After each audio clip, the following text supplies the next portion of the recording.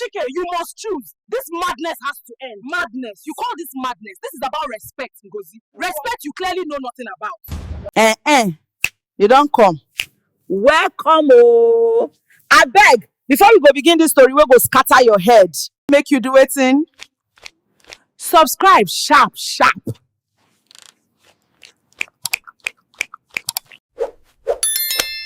Like the video, drop your sweet comments. No, they form. Now beggar the bego.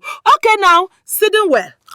The compound was small, but it held more secrets than the entire street combined.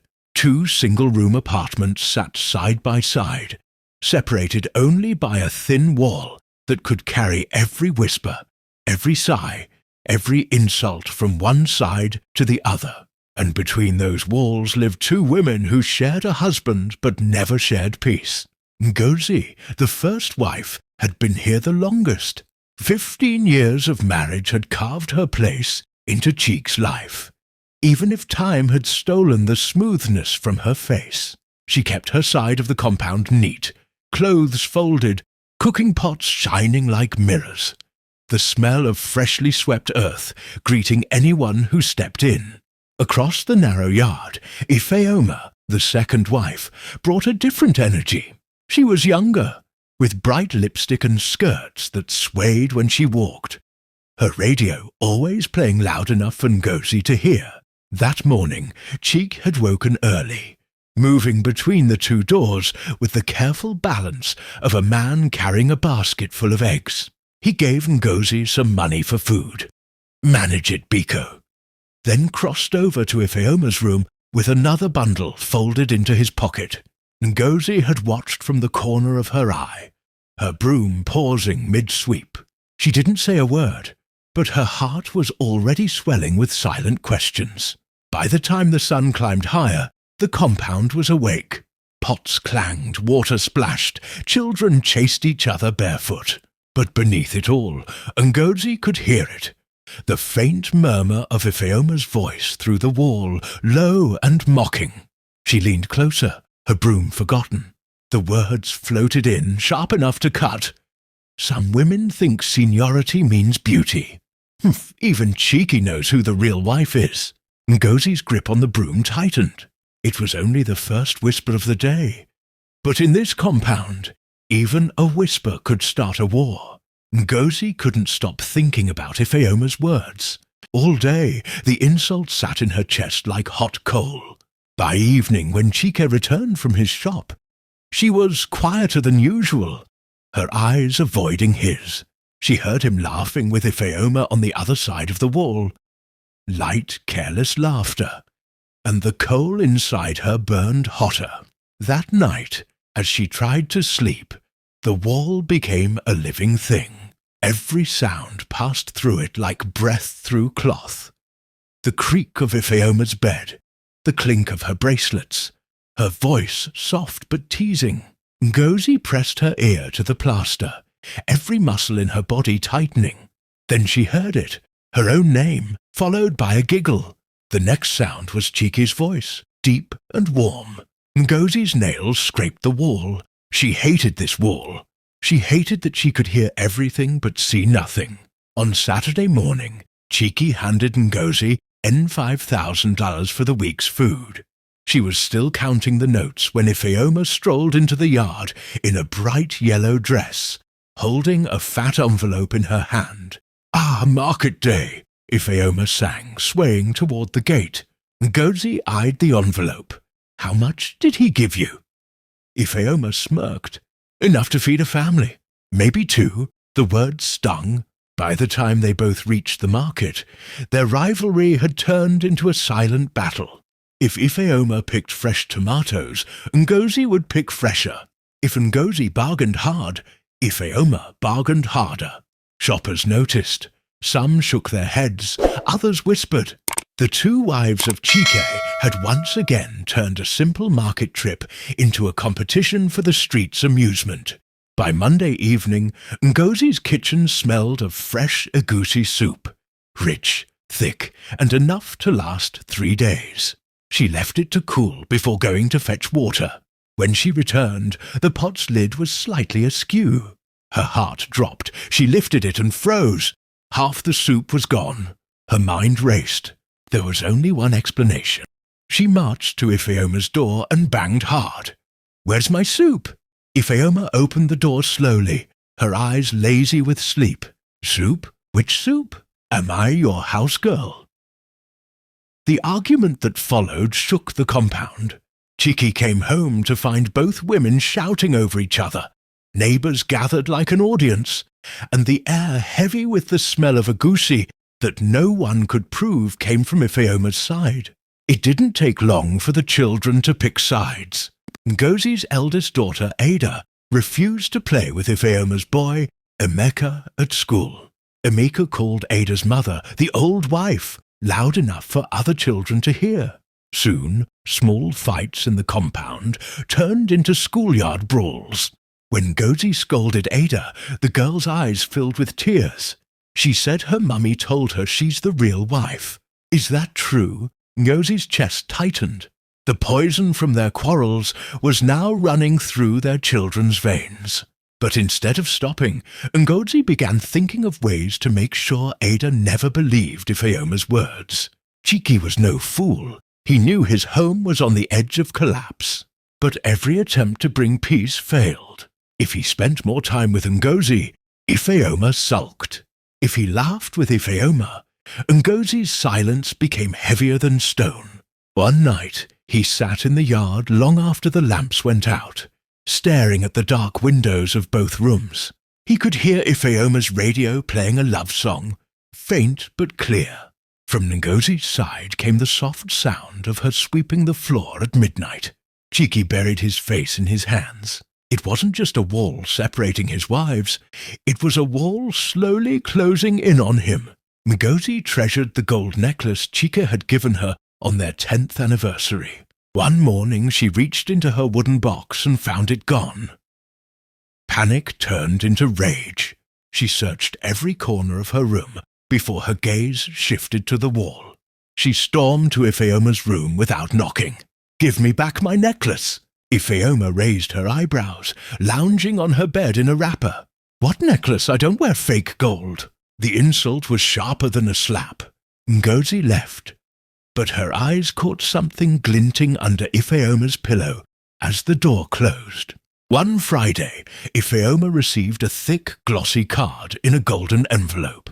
She waved it in the yard for all to see. Governor's wife's birthday, private party, invitation only. Ngozi pretended not to care, but her stomach twisted. Chiki had never taken her to such an event. That night, Ngozi sat by the wall, listening as Ifeoma tried on dresses and hummed to herself. When she heard Chiki's voice telling Ifeoma she'd look like a queen, the twisting in her stomach turned into something darker. 2 weeks later, Ngozi met Chike outside his shop to ask for money. Before he could answer, Ifeoma appeared in a shimmering dress, sliding her arm into his. "Ah, Ngozi," Ifeoma said loudly, "you didn't tell me you were coming here. We were just going to lunch." The people in the street turned to look. Ngozi's face burned. Without thinking, she grabbed Cheek's other arm and pulled. What began as a tug-of-war became a shouting match right there in the dust of the road. By the time Chiki broke free, the crowd was already laughing. That night, Ngozi lay awake, staring at the ceiling. The compound was quiet except for a single voice drifting through the wall. It was Ifeoma, speaking in hushed tones. "Yes, I kept it safe. Nobody will find it here." A pause. "Don't worry, I know what I'm doing." Ngozi's heart began to race. Money. It had to be money. But where had it come from? And why was Ifeoma hiding it? The wall had spoken again, and Ngozi knew she wouldn't rest until she uncovered the truth. By midweek, Chiki came home later than usual, his face drawn. He dropped onto the wooden bench in the yard without a word. Ngozi, carrying a basin of washed clothes, sensed something was wrong. Ifeoma emerged moments later, all perfume and questions.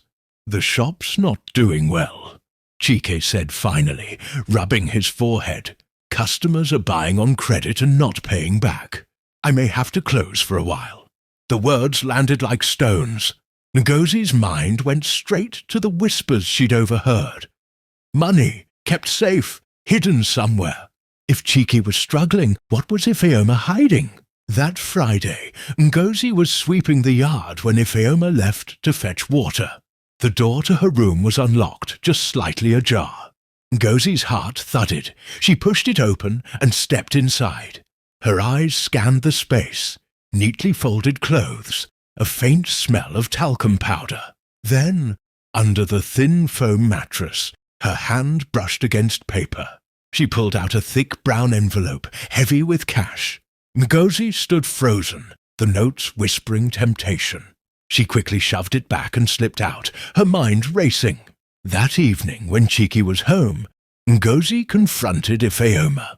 "Where did you get the money under your mattress?" Ifeoma's eyes narrowed instantly. "What were you doing in my room?" "You didn't answer the question," Ngozi pressed. Ifeoma's lips curved into a cold smile.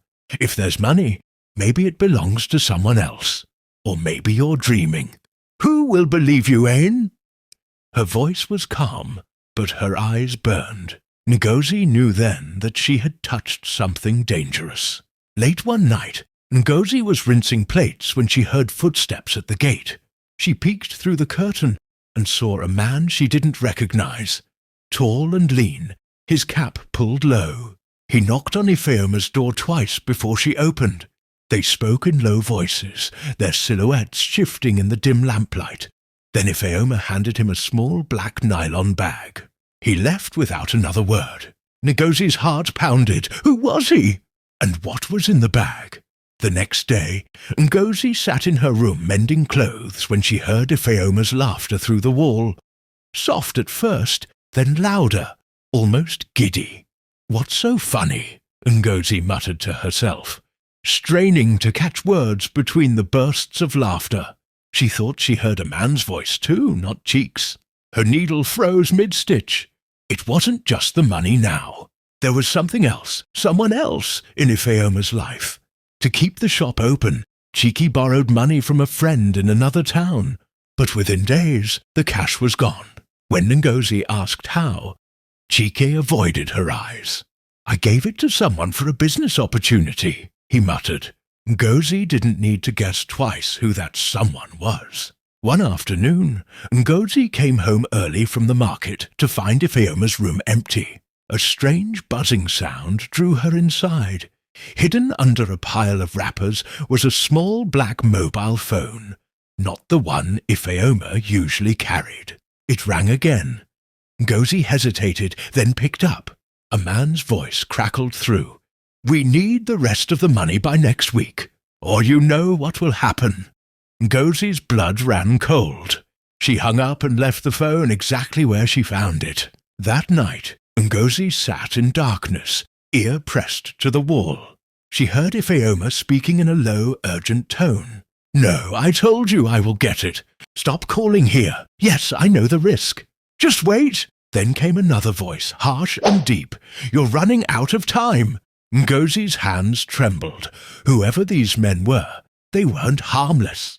The next morning, Ngozi noticed a dark stain near the bottom of Ifeoma's door. She bent down, touching it with her fingers. Sticky, fresh, it was blood. Her mind raced with possibilities, each one worse than the last. That night, Ngozi lay in bed wide awake. The compound was silent except for the distant barking of dogs. Every creak of the wall, every whisper of wind set her nerves on edge. She kept replaying the phone call, the man at the gate, the envelope of cash. Sleep was impossible. Whatever Ifeoma was hiding, it was only a matter of time before it spilled into all their lives. The rooster had barely crowed when Ngozi banged on Ifeoma's door. "Open it! I need to talk to you!" she shouted, voice cracking the stillness. Ifeoma appeared in the doorway, with sleepy eyes, wrapper loosely tied around her chest. "What's your problem this morning?" she asked lazily. Ngozi pointed toward the wall. "There was blood there yesterday. Don't pretend you don't know what happened." Ifeoma's gaze flickered for a moment before she let out a short laugh. "Blood? Maybe a rat died." Or maybe you're just imagining things. She started to close the door, but Ngozi's hand shot out to block it. Chiki returned from the shop to find both women in the yard. Voices raised, neighbours already peeking from their windows. "Enough!" he barked, striding between them. "Can't I have one day without your noise?" Ngozi folded her arms. "Ask her where the blood came from." Chiki turned to Ifeoma, who rolled her eyes. "Ask her why she's sneaking into my room." The air between them was thick with accusations, and Chiki could feel his patience crumbling. He didn't know who to believe anymore, if he ever truly believed either of them. That night, Ngozi spotted the same man at the gate again. This time he wasn't wearing a cap. His tall frame leaned casually against the wall as if Ifeoma handed him something wrapped in black nylon. Their voices were low, but their laughter was unmistakable. Ngozi's fists clenched as she watched from the shadows. Whoever this man was, he was no harmless visitor, and Ifeoma was getting bolder, meeting him in plain sight. The thought gnawed at Ngozi until she couldn't keep still. The next morning, while Ifeoma went to fetch water, Ngozi entered her room again. She wasn't looking for cash this time. She wanted proof. Her fingers searched through drawers, boxes, even inside rolled-up wrappers. And then she found it. A small notebook with strange entries, dates, and amounts. Her heart thudded. This wasn't just household spending. The figures were too big, and the names written beside them weren't family members. Ngozi slipped the notebook into her wrapper and walked out, determined to get answers. By midday, the compound was buzzing. 2 neighbours stood by the well, speaking in hushed tones. "I heard that man used to work for some bad people in Aba," one said. "And I heard Ifeoma is helping him with something," the other replied, glancing toward Ngozi's door. Ngozi pretended not to hear, but inside she was burning.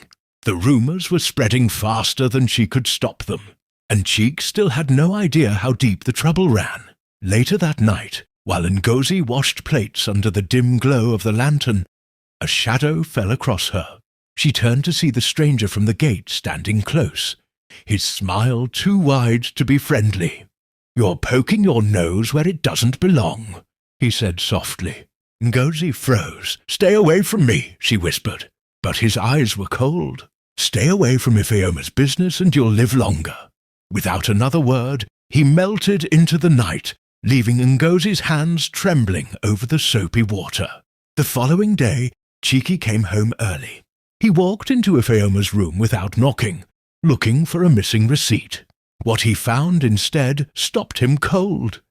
The same black phone Ngozi had once described, and a wad of cash tucked inside a pillowcase. When he confronted Ifeoma, she shrugged. "A friend asked me to keep it for him." Chiki stared at her, wondering how many lies he'd swallowed since bringing her into his life. By evening, the compound was a war zone.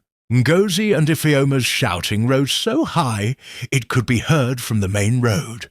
Chiki tried to stand between them, but the words flying through the air were sharper than any knife. "You'll bring shame to this house," Ngozi yelled. "At least I bring something." "All you do is gossip," Ifeoma shot back. The neighbours no longer peeked. They stood openly at their doors, watching the storm rage. That night, heavy rain pounded the compound roof. Ngozi lay awake, the sound of water drowning out her thoughts. In the dim light, she saw Chike sitting in the corner, head in his hands. "Who are you going to believe?" she asked softly. He didn't answer, but in the silence Ngozi knew. His doubts were finally growing. By morning, Chiki had made up his mind. He called both women into the yard.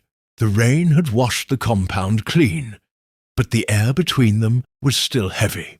"I can't live like this anymore," he said firmly. "One of you has to leave." His voice left no room for argument. Ngozi and Ifeoma stared at each other, both calculating their next move. And for the first time in months, the compound fell silent.